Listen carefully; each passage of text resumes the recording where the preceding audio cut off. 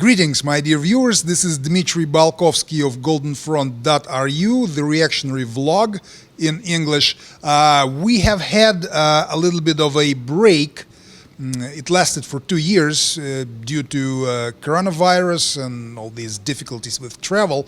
But there is still a huge amount of interest in Russia, in Russian agriculture, in opportunities which Russia allows for active people of conservative attitudes and traditional values. So this is the conversation that we started in 2019, and now we are continuing. And allow me to introduce my guests today. This is Aleksei Khohlov. He is a member of parliament for those from the Commonwealth background, or a congressman for Americans from the Ivanovo region. And this is Maksim Uvarov.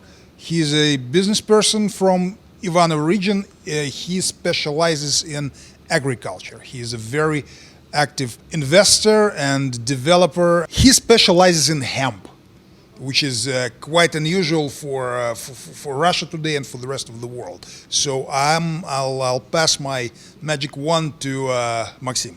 Да, мы реализуем в Ивановской области крупнейший проект по Maksim Uvarov. Yes, we are now developing the biggest and most comprehensive project for growing and processing hemp in Russia, and we're doing it in Ivanovo region. We picked Ivanovo region for our project for a number of reasons.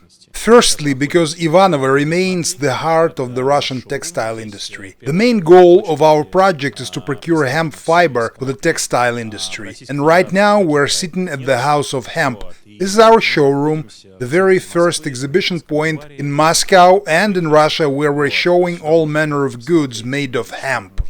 This is the only project of its kind in the Russian Federation. Dmitriy Balkovskiy. Aleksei Alekseevich, please tell us about the history of Ivanovo region as a center of agriculture of Russian non-Black Earth region, that is North Central European Russia. Aleksei Khohlov. Thank you, Dmitry, for inviting us to this interesting discussion and to this amazing place. I believe that with our general effort we will be able to return a deserved reputation to the old, forgotten and slandered Russian hemp, because this plant had given literally everything to the Russian peasant for centuries. And it is very hurtful to know that Russia abandoned its traditional ways and forgot hemp, flax and many other wonderful and exotic-sounding plants in the 1970s and 1980s. So I am delighted to say that right now we're beginning a period of revival and return to things which were foundational for Russian peasants and people as a whole for many centuries. Unfortunately today, this territory for centuries considered the center, the heart of Russia, is in a very poor state. The non-Black Earth region we're talking about here includes such regions as Ivanovo, Kostroma, Vladimir, Tver, Pskov, Smolensk and several others. Russia as a country, as a culture, was born in these regions. At the moment, there are a little more than 10 million people living in this territory, excluding Moscow and Moscow region. And this vast space includes 240 million hectares of arable land. About 50 to 60 million hectares out of these 240 million is not under cultivation today. For example, in my native Ivanovo region, about 200,000 hectares are withdrawn from cultivation. The government and president of the Russian Federation has paid a lot of attention to this problem in recent years. For example, it was decided to return to cultivation about 12 million hectares. Prime Minister Mishustin signed this decision last year. Additional funds will be disbursed and hopefully our Ivanovo region will use this opportunity as well. Yet we should understand that this mechanical return of lands to crop rotation is not what really needed today. Ways of life changed, people changed, but the most important thing here is that country lands have lost people. All the regions mentioned above today are living through a demographic crisis. For example, the number of residents of Ivanovo region fell below 1 million last year. And 20 to 25 years ago we had 1.3 million residents. This state of affairs is the same for all regions of the non-Black Earth territory. That is why it is very important to know today not only what to return and what to cultivate, but who will be doing the cultivating. Therefore, your idea, Dmitry, to invite interested, eager, entrepreneurial people with financial means and all sorts of resources is extremely important in my view. The Russian parliament today is looking to pass several legislative amendments which would speed up naturalization process and protect investments in agriculture and investments in these particular regions. And I know that Ministry for Economic Development is working on the golden visa law. This is how we will solve these problems, but this is of course in the future. This legislation will probably pass next year because we have parliamentary elections this fall. The issue is ripe for a solution and this solution will be found. But I would like to direct the attention of potential guests, colleagues, participants and partners that today Russia is one of the few corners of the world where healthy conservatism is still prevalent. And land and agriculture requires healthy conservatism like no other industry. What it means is that traditional orthodox spiritual and moral values that have always been inherent in our people may serve as a foundation for safekeeping of moral values shared by all of mankind. Let's take family, for example. Family gender relations in Russia today are some of the most firm and normal, if I may put it this way. And people who appreciate this must understand that they can find themselves here, they can bring up their children securely, keep their families intact and thrive and build their future. Our topic for discussion today, hemp, is in my opinion very interesting because hemp is a traditional Russian product. I believe Maxim will talk about it in more detail, so I will not take away his bread made of hemp, so to speak. But let us not think that everything here in Russia is paskonne, that is down to earth and rustic and simple. Today's tendencies that we're observing all over the world, globalization, deep automatization, may find very interesting applications here. There is carbon footprint, for example. They say that if we plant 1 trillion trees, then the problem will be solved. So these millions upon millions of hectares of ours that today are covered with brush and waste tree species may be returned to cultivation. And why not plant forests which in 2 to 3 generations will begin destroying this carbon footprint which is stored in atmosphere today. And this is an additional family tie, a family brace, so to speak, because today you're founding what your grandsons and great-grandsons will enjoy and use. And we can use many examples of this sort which let us unite the past and present and build a chain to the future. Dmitriy Balkovskiy. Thank you, Aleksei Alekseevich and Maxim, as a representative of agricultural business, a productive sector of the economy, will tell us what goes on in this noble field of endeavor. Maksim Uvarov. Hemp was in Russia since time immemorial. Peter the Great was the first to revive the industry on all Russian level. He issued a decree on development of flax and hemp manufacture, which boosted this industry tremendously. The navy was all made of hemp. There are many words in Russian language that originate from hemp. For example, the phrase that you use, "Paskonnaya Rus," which means simple, down-home, traditional Russia, and the word "paskonnaya" means the following. There are male and female plants in hemp. Male plants mature first, and they are called poskony, while female plants mature a month later, and they are called materka. Poskony was harvested by hand, and it was used for textile, for shirts. Therefore, the phrase "Paskonnaya Rus," traditional, down-home, simple Russia, comes from hemp. And now, as far as carbon footprint is concerned, it is very interesting because trees absorb a ton or 1.5 tons of carbon per hectare a year, and the champion here is poplar, 5 to 7 tons per hectare, whereas hemp absorbs 20 to 30 tons of carbon. Dmitriy Balkovskiy. It is very impressive. Maksim Uvarov. So in essence, hemp is something capable of saving the planet. You can make a lot of stuff out of hemp, approximately 10,000 products for dozens of industries. Therefore, there are huge opportunities for development of hemp products. Up until 1961, hemp in the USSR was king. A proof of it may be found in one of the most notable monuments of the Soviet era, the Golden Fountain at the Exhibition of Achievements of People's Economy. There are 3 main types of Soviet agricultural commodities pictured on this fountain: wheat, sunflower and hemp. Hemp was one of the most important agricultural products in the Soviet Union, and it was actively exported. Hemp was used in a variety of applications and industries: food, construction, non-woven materials. So what happened and why everything suddenly disappeared? The United States banned hemp by 1961. 2 people played a role in introducing this ban. The media magnate William Hearst, who wanted to print all newspapers using tree pulp-based paper instead of hemp paper. The pulp came from his Amazonian tree plantations. And the DuPont family, who recently patented fiberglass and wanted everyone to use this new material and receive royalties. Then the United States equated hemp with marijuana. First they taxed it and then simply declared it a narcotic drug. Khrushchev ratified the UN's 1961 Single Convention on Narcotic Drugs in 1963, and the bulk of hemp harvesting and processing machinery was transferred to corn cultivation and processing, and the lands under hemp were transferred to flax. Hemp is also very useful in regional development since it enriches the soil and raises yields for other agricultural commodities. Hemp cures the soil, it absorbs heavy metals, and they used it in Chernobyl and Fukushima for soil resuscitation, all because of its excellent absorptive qualities. It enriches the soil, so grain yields on fields where hemp grew before rise enormously. For example, in the French region of Île-de-France, and France was the only country without a hemp ban, they experimented with hemp's impact on crop rotation. So after hemp, wheat yields rose from 9 tons per hectare, traditional for this region, to 11 tons per hectare. If we look at sugar beets, we see that economic efficiencies of this product grow by 40% after hemp because of fewer labor hours in the field, less fertilizer, and yield growth. This is why hemp is a very useful product for agricultural development in other regions. For example, Ivanovo region has a short and poor vegetative period, too little sun. In addition, it means that not all cultures have enough time for maturation. Therefore, if hemp helps grow yields of other grains, then we finally can make them profitable. That is what makes hemp so interesting.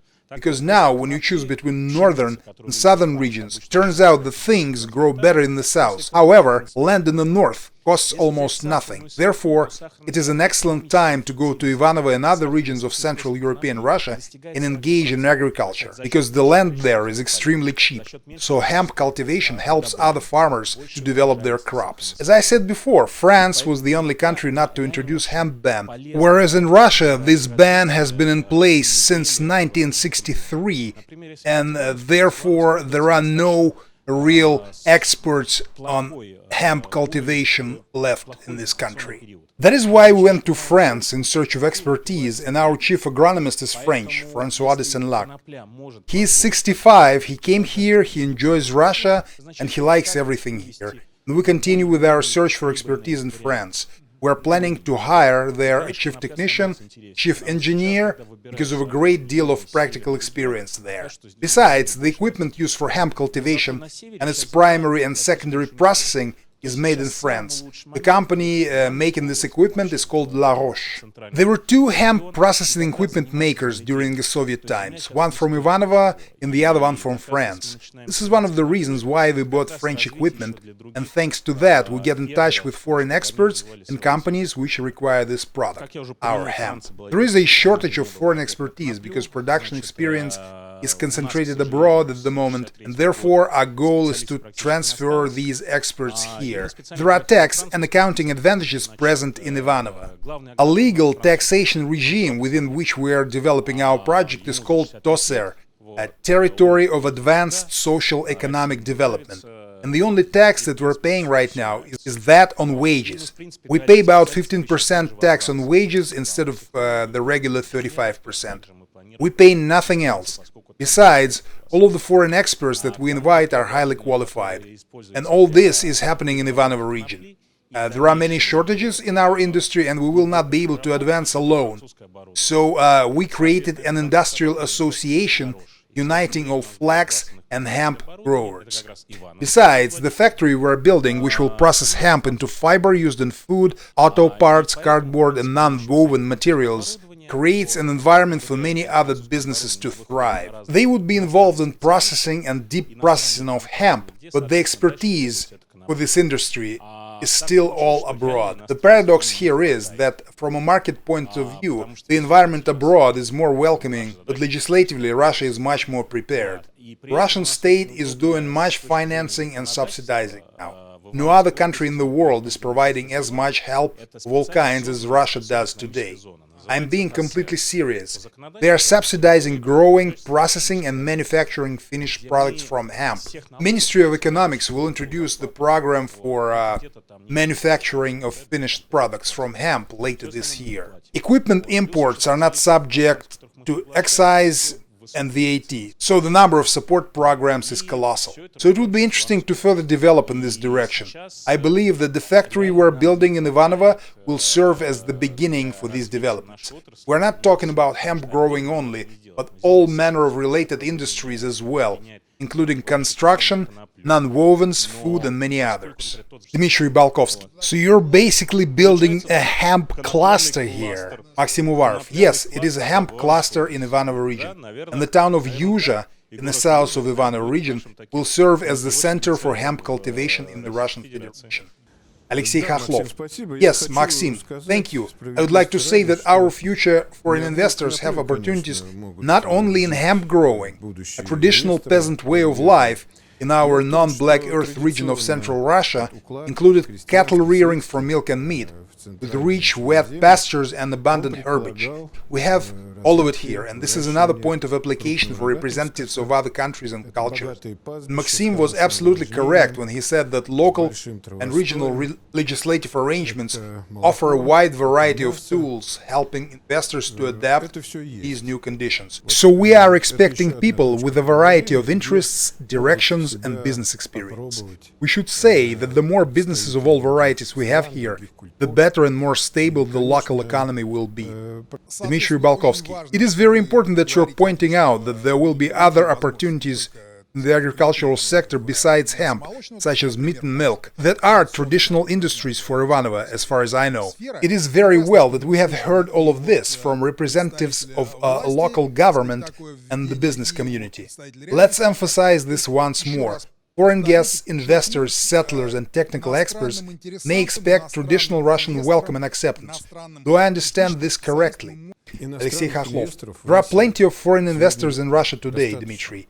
There is a lot of them. They work in a variety of industries. Of course, traditional spheres are oil, gas and energy, but today we are talking about agriculture. There are institutional arrangements and tools allowing to attract capital, secure and guarantee it.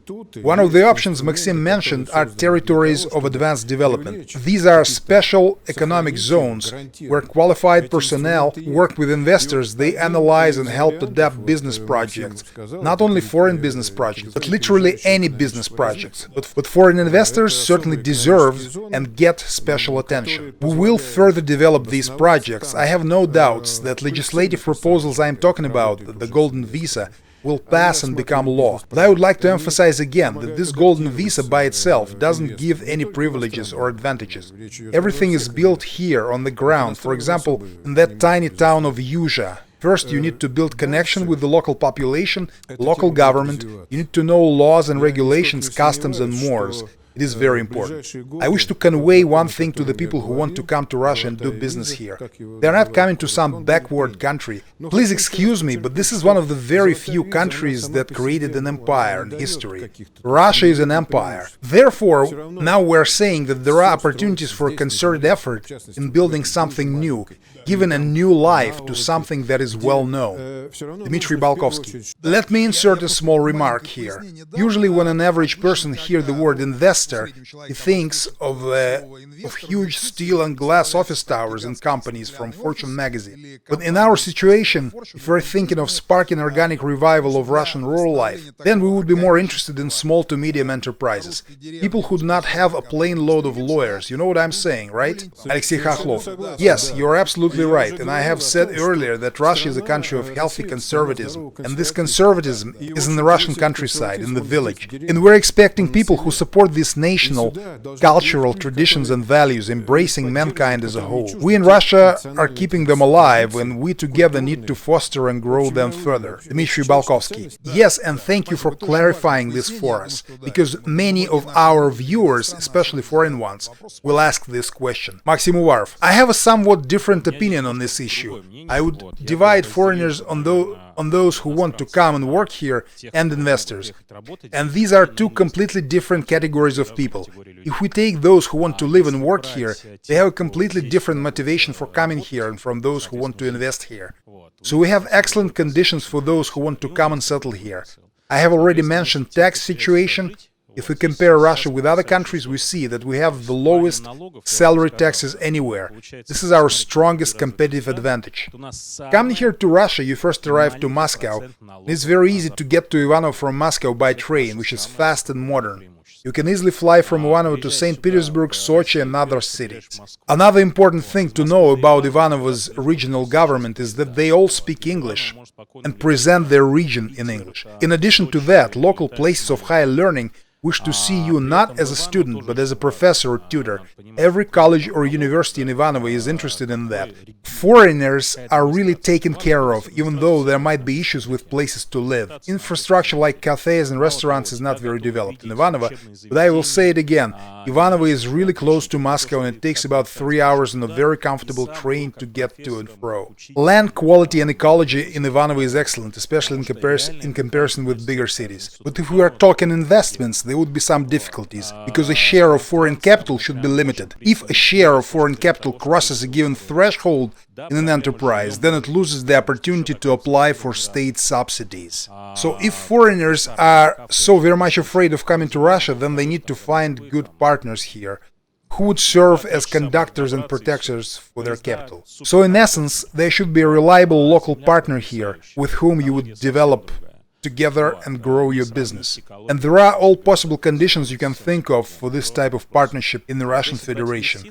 If we take as an example our company Smart Hemp, we set up a closed mutual fund allowing for participation of foreign and local capital. This is most reliable and protected way for investors to protect and grow their capital. If foreigners are not very familiar with Russia, then they should choose leaders, us for example, or other companies we work with. Thus, foreigners would be able to bring in their experience, because it is difficult to develop hemp industry in Russia without foreign expertise and experience. Dmitriy Balkovskiy, thank you for the clarification, because there are fears, so a partnership is the way to go. Thank you, dear friends, for the interesting conversation, and I'm sure that our viewers still have a lot of questions, so you can contact me through my email, db@goldenfront.ru, and it is all in the description and in the first attached comment on YouTube. Let us begin dialogue. Thank you very much, gentlemen. Goodbye.